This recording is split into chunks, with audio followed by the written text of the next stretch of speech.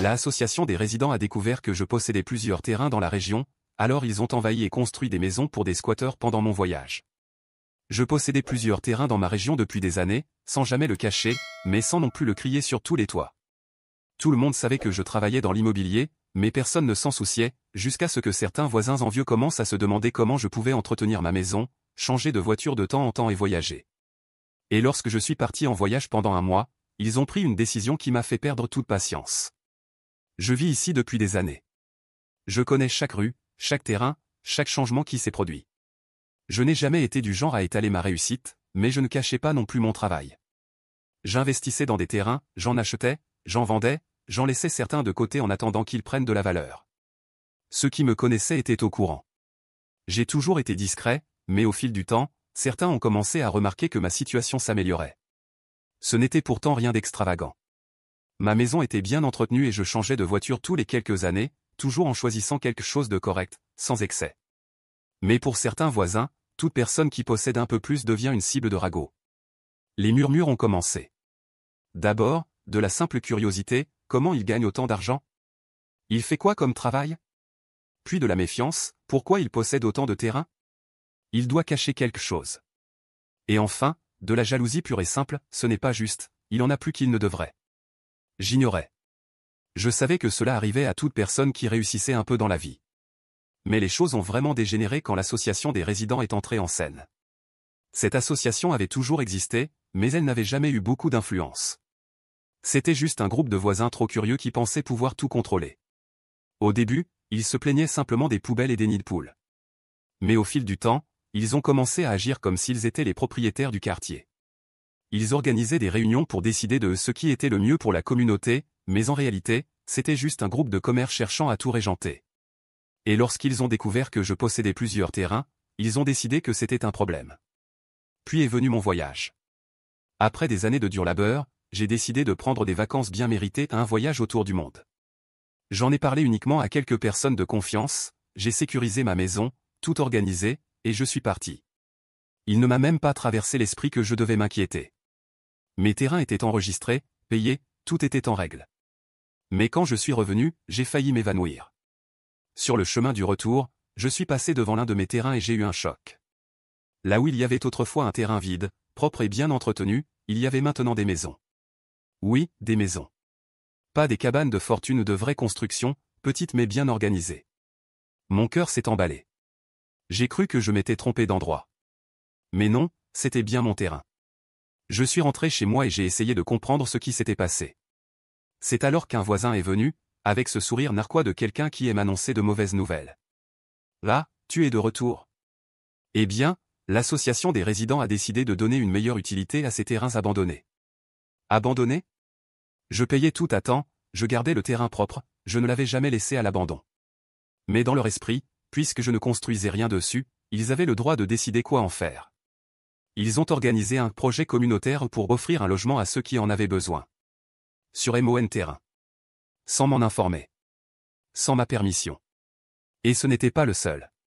Quand j'ai vérifié mes autres terrains, j'ai découvert d'autres constructions. Certaines étaient des habitations de fortune, d'autres clairement financées par des fonds extérieurs. J'ai appris plus tard que certaines entreprises avaient même fait don de matériaux, pensant qu'il s'agissait d'un projet légitime. J'étais sous le choc. Comment peut-on simplement décider qu'une propriété privée appartient désormais à quelqu'un d'autre? Comment une association de résidents peut-elle avoir le pouvoir de faire ça? Et le pire? Quand je les ai confrontés, ils ont agi comme si j'étais le méchant de l'histoire. Comme si j'étais un égoïste qui refusait d'aider la communauté. Je savais que j'allais devoir me battre pour ça. Mais je n'avais aucune idée de ce qui m'attendait encore. Je savais que récupérer mes terrains ne serait pas facile, mais je n'imaginais pas le niveau d'absurdité qui allait suivre. Après avoir découvert que l'association des résidents avait tout simplement pris possession de mes terrains et construit des maisons pour des squatteurs, ma première réaction a été d'essayer de régler les choses de la manière la plus rationnelle possible. J'ai réuni tous mes documents, je suis allé au siège de l'association et j'ai demandé des explications. Mais l'accueil que j'ai reçu n'a été qu'un mélange de moquerie et de mépris. Ah, vous êtes de retour? Eh bien oui, nous avons décidé que ces terrains étaient inutilisés et nous avons voulu aider la communauté. Comment ça, nous avons décidé? J'étais le propriétaire. J'avais le titre de propriété, j'avais payé mes impôts, tout était en règle. Et pourtant, Ils me parlaient comme si je n'avais aucun droit sur ce qui m'appartenait légalement. J'ai essayé de garder mon calme. J'ai montré les documents, expliqué que ces terrains étaient à moi et que c'était une invasion illégale. Quelle a été leur réponse? Mais vous ne les utilisiez même pas. Pendant que vous voyagiez, ces familles n'avaient nulle part où aller. Vous voulez vraiment les expulser? Je suis resté figé. Comment répondre à ça? Ils avaient retourné la situation au point que je passais pour le méchant de l'histoire. Pour n'importe qui regardant de l'extérieur, j'étais un riche sans cœur cherchant à expulser de pauvres familles de leur nouvelle maison. Mais je n'allais pas laisser passer ça. J'ai essayé de négocier. J'ai demandé qui avait pris possession des terrains, tenté de comprendre si une solution était possible sans en arriver à des mesures extrêmes. Mais à chaque fois que j'essayais de trouver un accord, ils en rajoutaient une couche. Ils disaient que je n'avais pas besoin de tout ça, que la ville devait avoir plus de logements sociaux et que mes terrains servaient désormais à un bien plus grand. J'ai compris qu'ils n'avaient aucune intention de régler ça pacifiquement. Pour eux, la décision était déjà prise. Alors, j'ai porté l'affaire à la mairie. Et c'est là que j'ai découvert que l'association des résidents avait déjà pris de l'avance bien avant mon retour. Ils avaient lancé une pétition pour faire classer mes terrains comme zone d'intérêt social. En gros, ils tentaient de faire officialiser par la mairie ce qu'ils avaient déjà fait illégalement. Et pire encore, ils racontaient partout que j'étais un spéculateur avide, quelqu'un qui achetait des terrains pour les laisser vides pendant que la population souffrait. Des articles ont commencé à apparaître dans des petits journaux locaux, des publications sur les réseaux sociaux présentaient l'association des résidents comme des héros luttant contre un propriétaire terrien cupide. Ils parlaient de moi comme si j'étais un milliardaire anonyme possédant la moitié de la ville, et non un simple habitant qui avait travaillé dur pour chaque centime. Puis sont venues les manifestations. Au début, ce n'était que quelques pancartes près de mes terrains avec des slogans comme « Un logement pour tous » et « La terre appartient au peuple ». Mais rapidement, la situation a dégénéré. Un jour, en sortant de chez moi, j'ai vu un groupe de personnes dans ma rue avec des pancartes, scandant des slogans sur mon prétendu projet d'expulser des familles. Certains d'entre eux étaient d'anciens voisins, des gens qui me saluaient encore cordialement quelques mois plus tôt. Mais maintenant, ils me regardaient comme si j'étais leur ennemi. J'ai essayé de leur parler. J'ai tenté d'expliquer à quel point tout cela était absurde. Mais peu importe ce que je disais, ils avaient déjà décidé que j'étais le méchant de l'histoire. Les réseaux sociaux ont commencé à se remplir d'attaques. Mon nom est apparu dans des groupes de quartier, avec des accusations disant que je poursuivais en justice des familles travailleuses. Certains messages me décrivaient comme un profiteur, un type qui achetait des terrains pour les laisser vides et spéculer dessus. C'était insensé. Et puis, j'ai reçu une menace à peine voilée. Un mot laissé sur mon portail disait « Fais attention à qui tu t'attaques ». Ce n'est pas qu'une question de terrain. À ce moment-là, j'ai compris que je ne pourrais pas régler ça juste avec des discussions. Si je voulais récupérer ce qui m'appartenait, j'allais devoir me battre. La menace dans le billet ne quittait pas mon esprit. Fais attention à qui tu t'attaques. Ce n'est pas juste une question de terrain. Aussi révolté que j'étais, jusqu'à ce moment-là, je pensais que j'avais affaire à un groupe de voisins trop curieux, motivés par un faux sentiment de justice et un peu de jalousie. Mais ce message avait un ton différent. Ce n'était pas juste un conflit de territoire ou une manifestation de gens cherchant un logement. C'était un avertissement. Au début, j'ai essayé d'ignorer. J'ai pensé que c'était juste quelqu'un qui voulait me faire peur, mais quelque chose me dérangeait. Si ce n'était qu'un groupe de personnes qui luttaient pour un logement, pourquoi étais-je menacé? Pourquoi avait-il fait tout cela précisément pendant mon absence? Et surtout, pourquoi essayait-il d'officialiser la prise de mes terrains aussi rapidement? Quelque chose ne collait pas. Alors, j'ai décidé d'enquêter. J'ai commencé à poser discrètement des questions à quelques habitants du quartier, ceux qui n'étaient pas impliqués dans le conflit. Des gens qui vivaient là depuis des années mais qui ne faisaient pas partie de l'association. C'est ainsi que j'ai entendu les premières rumeurs étranges. Beaucoup des nouveaux résidents de ces soi-disant maisons communautaires n'étaient pas exactement des sans-abri, contrairement à ce que l'association voulait faire croire. Certains étaient des proches et des amis des membres de l'association elle-même. D'autres avaient déménagé depuis d'autres quartiers de la ville, attirés par la promesse d'un loyer social. Loyer? Cela a immédiatement déclenché une alerte dans ma tête. J'ai continué à creuser et j'ai découvert que, malgré la version officielle disant que ces maisons étaient destinées aux familles dans le besoin, la réalité était bien différente. L'association des résidents n'avait pas simplement donné les maisons aux gens. Il leur faisait payer un loyer symbolique pour y vivre. Alors voilà. Ce n'était pas une question de logements sociaux. Ce n'était pas une question de justice sociale. C'était une question d'argent. L'association des résidents avait pris mes terrains et faisait du profit avec. Ils avaient mis en place un système où ils contrôlaient qui pouvait ou non vivre là, et en échange, ils récoltaient des loyers mensuels. Les prix variaient selon la taille du terrain et l'emplacement. Certaines personnes payaient même des sommes assez élevées pour obtenir un espace là-bas. Et ce n'était pas tout. Certaines maisons étaient vendues. Oui, vendues. Des gens payaient pour acheter un morceau de mon terrain, sans aucun document légal, sans aucune garantie. Juste un accord verbal ou, au mieux, un faux contrat inventé par l'association. Tout s'expliquait. La rapidité avec laquelle ils avaient pris les terrains. Le soutien exagéré de l'association. La pétition pour officialiser le tout. Les menaces. Je n'avais pas affaire à un groupe de voisins essayant d'améliorer la communauté. J'étais confronté à un réseau organisé cherchant à s'enrichir sur mon dos. Maintenant, je comprenais pourquoi ils étaient si déterminés à me faire passer pour le méchant de l'histoire. Pour eux, j'étais un obstacle. Mais s'ils pensaient que j'allais accepter ça sans rien dire, ils se trompaient lourdement. La première chose que j'ai faite a été de réunir des preuves.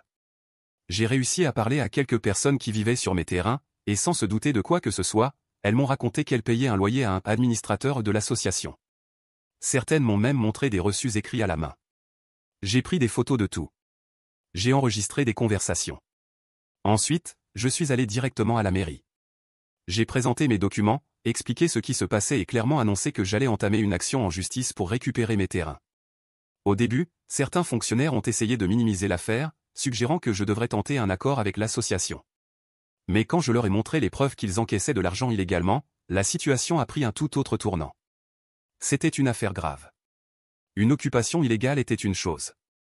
Une organisation qui facturait des loyers sur des terrains qui ne lui appartenaient pas, c'en était une autre. J'ai immédiatement déposé une plainte. Ce n'était plus seulement une question de récupérer ce qui m'appartenait. C'était une question de principe. Ils avaient essayé de m'écarter, pensant que j'allais accepter, que je n'aurais pas le courage d'affronter la puissance de la communauté. Mais ce qu'ils n'avaient pas prévu, c'est que j'avais quelque chose qu'ils n'avaient pas, le droit légal sur ces terres. Et j'irai jusqu'au bout pour récupérer chaque mètre carré. Quand j'ai déposé plainte pour récupérer mes terrains, je savais que ce ne serait pas facile. Mais j'avais tout en ma faveur, la loi, les documents, les actes d'achat, les preuves que l'association des résidents percevait des loyers illégalement. Il n'y avait aucune raison que je perde. Ce que je n'avais pas prévu, c'est que même après avoir gagné le procès, la bataille était loin d'être terminée. Depuis le début de cette affaire, on m'avait désigné comme le méchant de l'histoire. Les réseaux sociaux étaient remplis de commentaires contre moi. Des gens qui ne savaient même pas ce qui se passait me traitaient d'avidité, de spéculateur, d'égoïste. Ils disaient que je voulais accumuler des terres pendant que les gens mouraient de faim, que je n'avais pas besoin de tout ça, que j'étais contre la communauté. Et le pire ? Beaucoup affirmaient ouvertement que si j'avais pu acheter autant de terrains, c'était parce que j'avais eu de la chance ou que j'avais forcément fait quelque chose de louche. Là, maintenant, c'est seulement lui qui a le droit d'avoir des terrains. Et pourquoi lui, il peut tout acheter et pas nous ? Ce type se prend pour le propriétaire de la ville. Personne ne parlait du fait que j'avais travaillé pendant des années pour y arriver. Que j'avais économisé chaque centime, fait des sacrifices pour investir. Pour eux, si j'avais des terrains, c'était juste parce que j'étais le privilégié.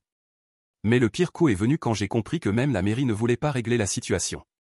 Le procès a été rapide. Quand j'ai présenté mes preuves, le juge n'a pas eu d'autre choix que de trancher en ma faveur. La décision était claire, mes terrains étaient occupés illégalement, j'en avais la pleine propriété et l'association des résidents devait immédiatement cesser toute activité financière liée à ces biens. J'avais gagné. Mais ensuite, le vrai problème a commencé. Malgré le jugement en ma faveur, la mairie a refusé d'intervenir pour expulser les gens de mes terrains.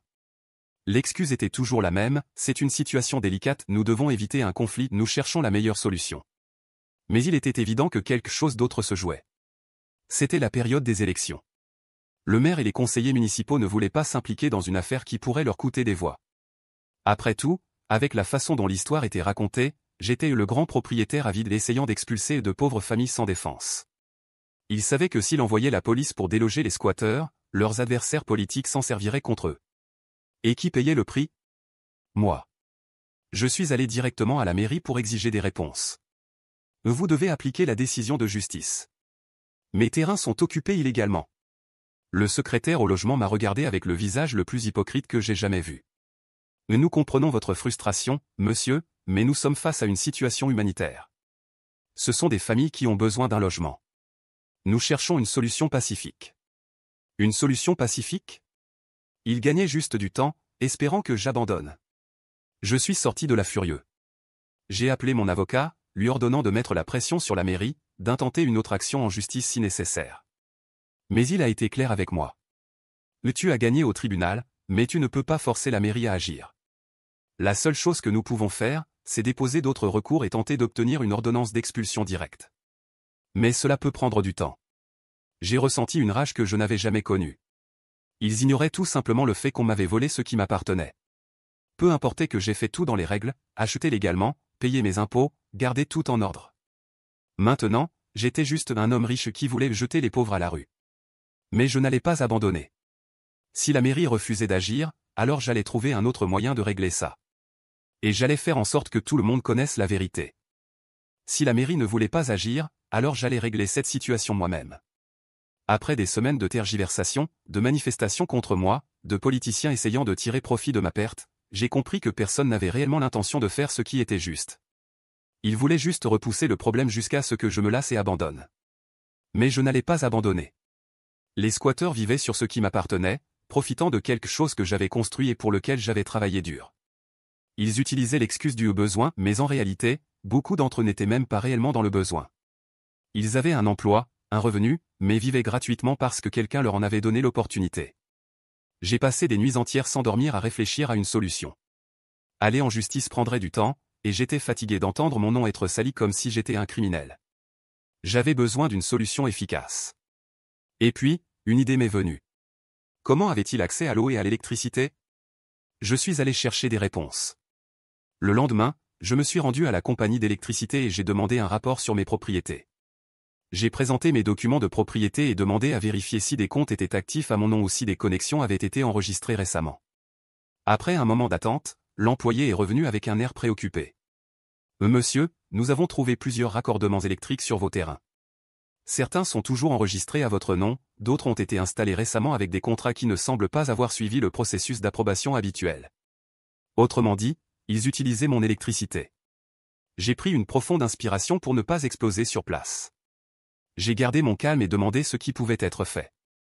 L'employé m'a expliqué que, puisque les terrains étaient toujours légalement à mon nom et que les factures étaient émises à mon adresse, j'avais le plein droit de demander une coupure immédiate. Alors coupez tout. Maintenant. Elle a hésité. Mais monsieur, il y a des gens qui vivent là. J'ai répondu froidement, des gens qui occupent illégalement ma propriété. Je ne suis pas responsable d'eux. S'ils ont un problème, qu'ils saisissent la justice. Elle a dégluti et a commencé le processus. La coupure était programmée pour les jours suivants. Mais je ne me suis pas arrêté là. Je suis sorti de la compagnie d'électricité et me suis dirigé directement vers la société de distribution d'eau. J'ai fait la même demande, présenté mes documents et demandé un rapport sur les raccordements. À ma grande surprise, la situation était encore pire. Certaines connexions avaient été faites sans aucune autorisation, tandis que d'autres étaient carrément illégales, branchées directement sur le réseau public. Encore une fois, l'employé a essayé de me dissuader, disant que couper l'eau pourrait poser un problème social. Mais je n'étais pas intéressé par les problèmes sociaux à ce moment-là. Et si la mairie veut régler ça, qu'elle trouve une autre solution. Mais je ne suis pas responsable de fournir de l'eau aux squatteurs. Après une longue discussion, ma demande a été acceptée et l'ordre de coupure a été envoyé. Maintenant, il ne restait plus qu'à attendre. Les premiers jours après la coupure d'électricité, les squatteurs ont tenté de résister. Certaines maisons avaient des générateurs, d'autres faisaient des branchements illégaux sur les poteaux électriques. Mais quand l'eau a été coupée, la situation a changé. Au début, j'ai entendu beaucoup de plaintes. Des gens disant que j'étais inhumain, que je privais des familles d'eau. Certains sont même allés voir l'association des résidents pour exiger une solution. Mais la vérité, c'est qu'ils étaient désormais seuls. L'association des résidents, si bruyante et pleine de discours sur la justice sociale, a disparu. Ils savaient qu'ils avaient perdu. Ils savaient qu'ils ne pouvaient plus m'affronter. Après une semaine sans eau ni électricité, certaines familles ont commencé à partir. Au début, il y avait encore de la résistance. Certains essayaient de récupérer de l'eau ailleurs avec des seaux, d'autres demandaient refuge chez des proches. Mais au fil des jours, la situation est devenue insoutenable. 2 semaines plus tard, les premières cabanes ont commencé à être démontées. Certains squatteurs ont simplement pris ce qu'ils pouvaient et sont partis. D'autres ont tenté de tenir jusqu'au bout, mais sans eau ni électricité, ce n'était plus un endroit où ils pouvaient vivre. Peu à peu, les maisons se sont vidées. Puis, une nuit, j'ai reçu un message d'un des rares voisins qui me parlait encore. « Ton terrain est vide. » Ils sont partis. Le lendemain, je suis allé vérifier. Là où il y avait des gens vivant illégalement, il ne restait plus que des structures abandonnées, des meubles cassés et des déchets éparpillés. Mais les squatteurs étaient partis. J'avais enfin récupéré mes terrains. Quand j'ai enfin récupéré mes terrains, je pensais que le cauchemar était terminé. Mais j'avais sous-estimé le culot de l'association des résidents. Ils n'avaient pas accepté leur défaite et, au lieu de simplement passer à autre chose, ils ont commencé à propager encore plus de mensonges sur moi. Cette fois, c'était encore pire. Ils ne se contentaient plus de me traiter d'avidité ou de spéculateur. Maintenant, ils m'attaquaient ouvertement. Ils disaient que j'étais un monstre pour avoir expulsé des familles innocentes. Ils ont lancé une pétition pour tenter de m'empêcher de continuer à nuire à la communauté. Certains ont même essayé de convaincre la mairie de m'interdire de construire quoi que ce soit sur mes propres terrains. Mais la vérité, c'est qu'ils étaient furieux parce qu'ils avaient perdu leur mine d'or. Sans les terrains qu'ils m'avaient volés, l'association a perdu de l'influence et, surtout, elle a perdu de l'argent. Leur système illégal de perception de loyer a été anéanti, et ils savaient qu'ils ne pourraient plus jamais refaire un tel coup dans la région. Mais la partie n'était pas encore finie. J'étais loin d'être satisfait. Ils avaient utilisé mon nom pour brancher l'électricité des squatteurs. Ils avaient exploité mes terrains pendant plus d'1 an. Et maintenant, ils essayaient de faire de moi le méchant, alors qu'en réalité, c'étaient eux les criminels. Alors, j'ai déposé une nouvelle plainte. Cette fois, j'allais réclamer tout ce qu'ils me devaient. D'abord, j'ai exigé une indemnisation pour l'utilisation frauduleuse de mon nom afin d'ouvrir des comptes d'électricité. Ce n'était pas une simple erreur administrative, c'était une fraude. J'ai fourni tous les documents prouvant que je n'avais jamais autorisé ces connexions et que, techniquement, ils utilisaient mon compte pour payer l'électricité. Ensuite, j'ai exigé les loyers rétroactifs. Après tout, ces maisons étaient construites sur mon terrain. Et s'ils l'avaient occupé sans ma permission, cela signifiait qu'ils me devaient un loyer.